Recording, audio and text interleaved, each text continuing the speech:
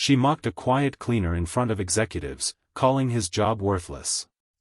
What she didn't know was that the man holding the mop owned the entire building, and within minutes, her arrogance would become the lesson everyone remembered forever. At 6:10 every morning, Daniel Carter entered the towering glass building through the side entrance, pushing an old cleaning cart.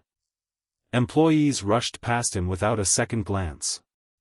To them, he was invisible, a tired single father in a faded uniform.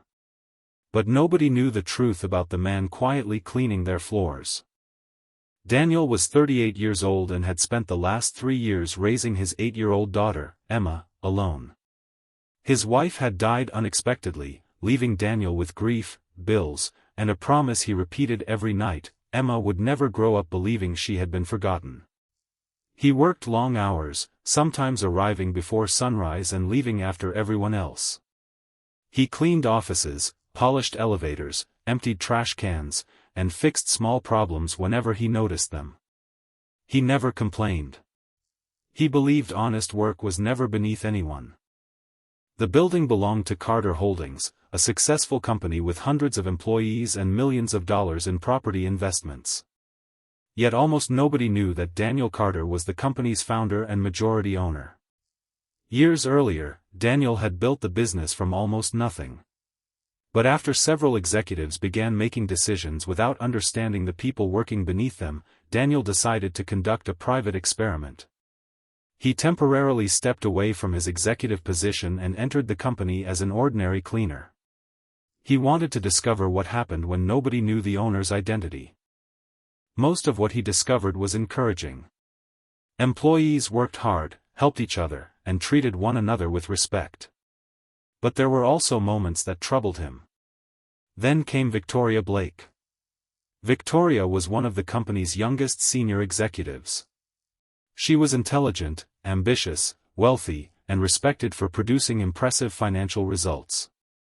Unfortunately, she had developed a reputation for treating lower-level employees as though they were invisible. That morning, Victoria entered the lobby wearing an expensive black suit and carrying a leather briefcase. She was preparing for an important investor meeting.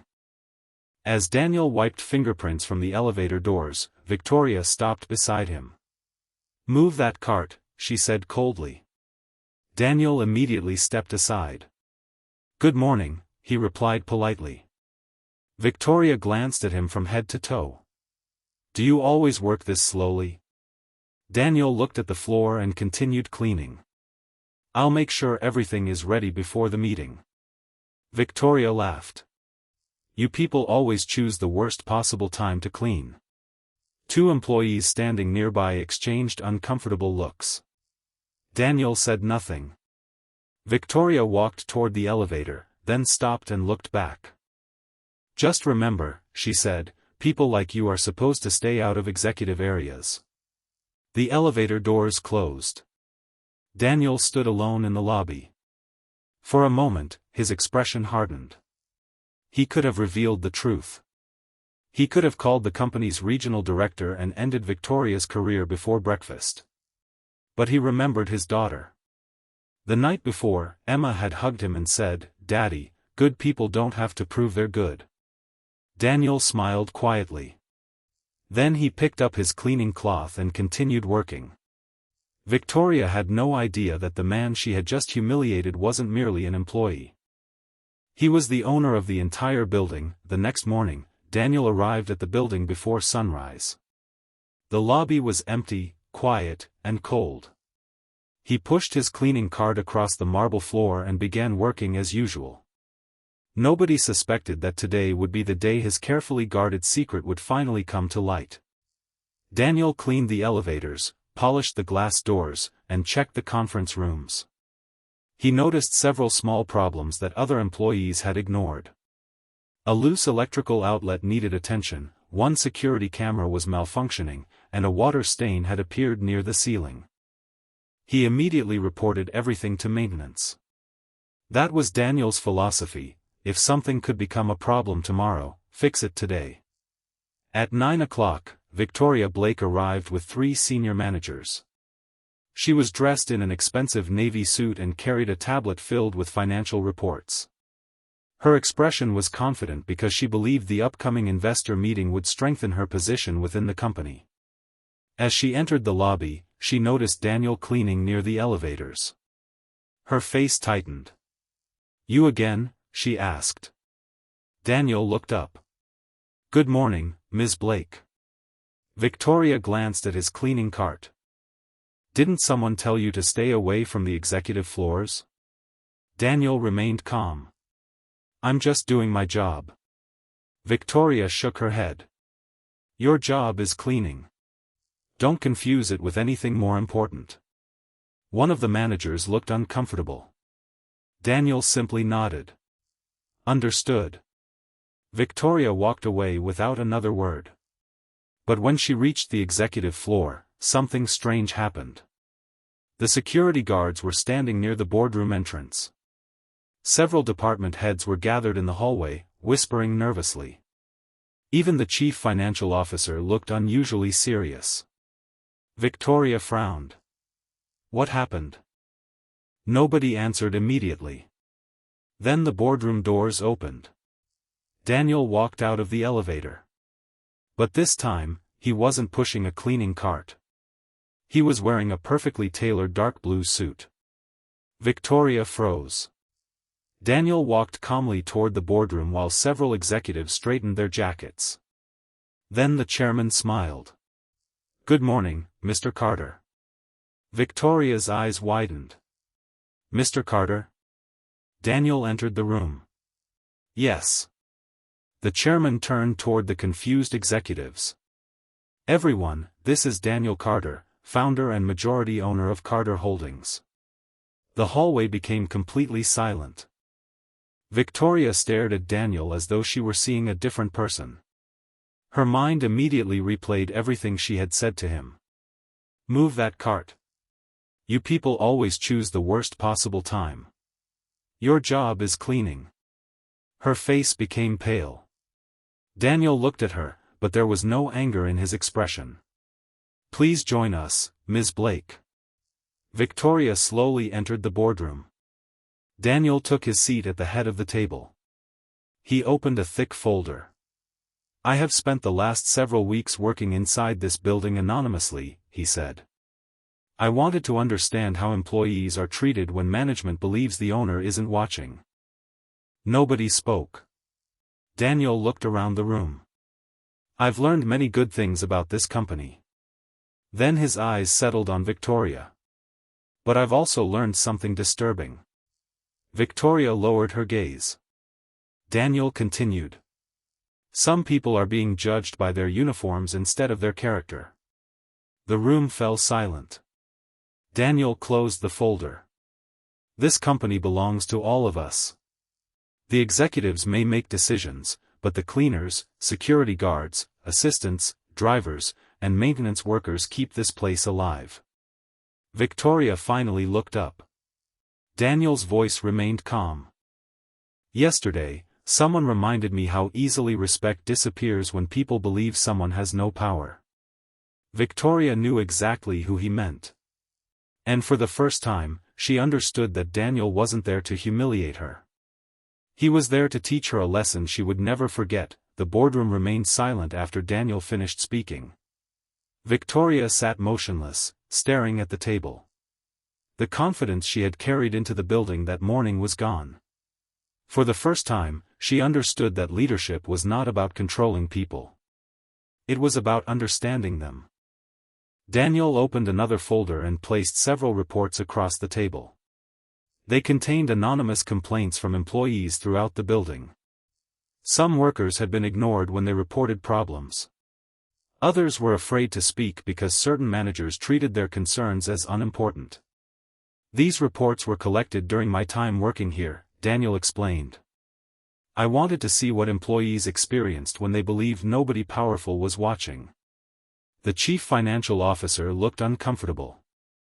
Daniel pointed to one report. A maintenance worker reported a dangerous electrical problem 3 times. "Nothing was done until I personally discovered it." Another report described a receptionist who had suggested a security improvement. Her idea had been dismissed because she was considered too inexperienced. Daniel looked around the table. That's not leadership. Nobody argued.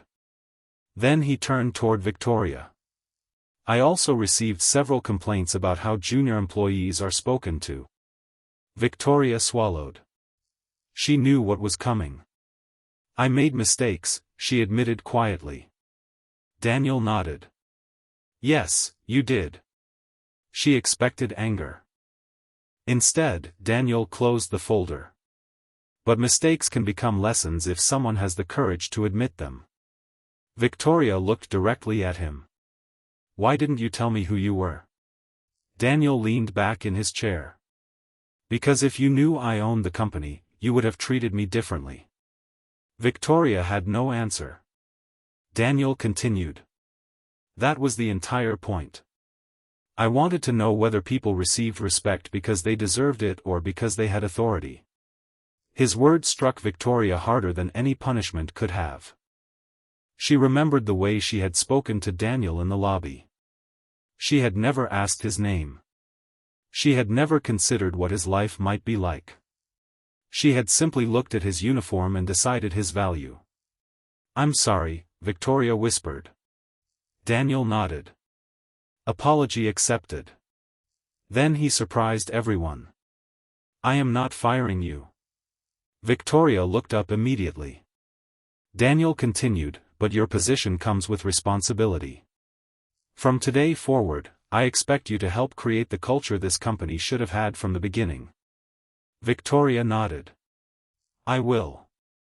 After the meeting ended, Daniel walked into the hallway and saw several cleaning employees waiting near the elevators. They looked nervous because they had heard rumors about the owner appearing unexpectedly. Daniel smiled. Don't worry, he said. Nothing changes for you. Keep doing your work. One cleaner, an older man named Marcus, gathered enough courage to speak. Sir, are you really the owner? Daniel smiled. Yes. Marcus laughed softly. And you were cleaning with us? Every morning. The employees smiled. Daniel looked at them seriously. There is nothing embarrassing about honest work. Never let anyone make you believe otherwise. Later that afternoon, Victoria found Daniel alone in the lobby. She approached slowly. I understand now, she said. Daniel looked at her. Understand what?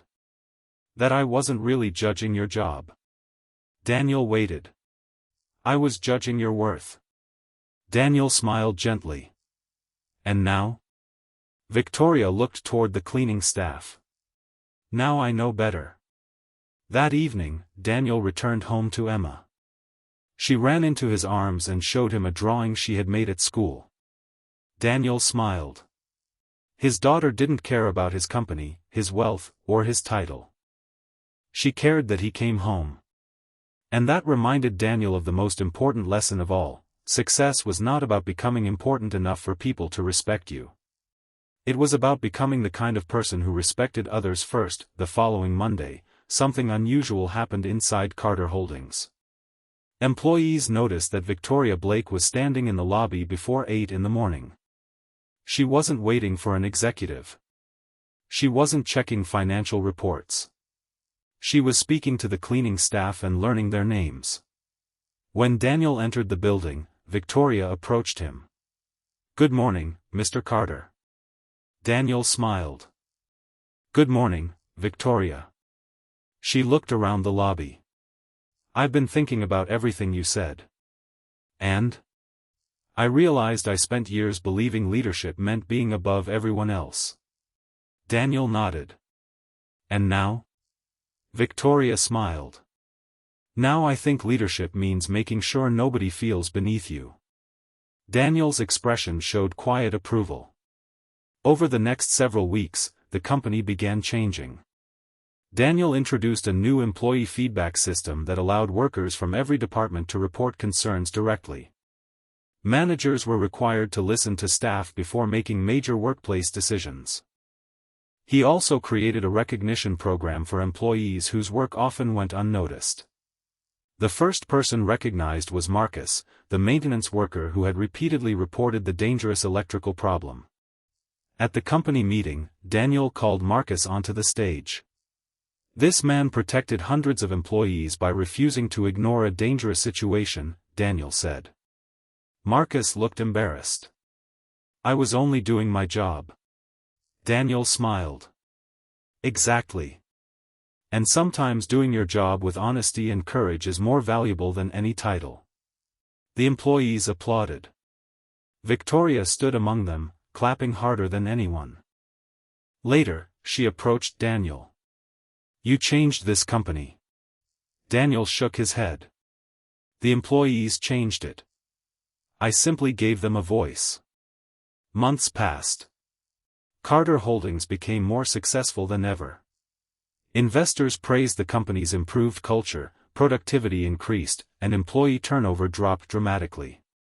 But Daniel never became arrogant. He still walked through the lobby every morning. Sometimes he wore a suit. Sometimes he wore casual clothes. And occasionally, when the cleaning staff were short-handed, he still picked up a cloth and helped. One afternoon, Victoria saw him cleaning a glass door. You don't have to do that anymore, she said. Daniel smiled. I know. Then why do you? Daniel looked through the glass toward the busy lobby. Because owning the building doesn't make me too important to clean it. Victoria smiled. That sounds like something Emma would say. Daniel laughed. You remember her? Of course. That evening, Daniel arrived home to find Emma sitting at the kitchen table. She had made another card. Daniel opened it. Inside were the words. My dad is my hero. His eyes filled with tears. He hugged her tightly. Thank you, sweetheart. Emma smiled. Did you help someone today? Daniel nodded. Yes. Then it was a good day. Daniel laughed softly. She was right. The next morning, Daniel returned to the building. As he stepped through the entrance, the security guard greeted him warmly. The receptionist smiled. Marcus waved from the hallway. Several cleaners called his name. Nobody looked at him because he was the owner. They greeted him because they knew him. And that meant more to Daniel than any business success. Years earlier, Victoria had mocked him because she believed a cleaner could never be important. She had been wrong. But Daniel had also learned something. True wealth wasn't the company he owned. It wasn't the buildings, money, or investments. His greatest wealth was the respect he had earned by treating ordinary people with extraordinary dignity. From that day forward, Carter Holdings carried a simple principle. Never judge someone's value by the job they perform. Because the person cleaning your floor might be carrying a family on their shoulders. The person serving your coffee might be supporting a dream. The person standing quietly in the corner might possess wisdom you desperately need. And sometimes, the person everyone overlooks may be the very person who has the power to change everything. Daniel Carter owned the building. But his greatest achievement was building a place where everyone inside it felt like they belonged.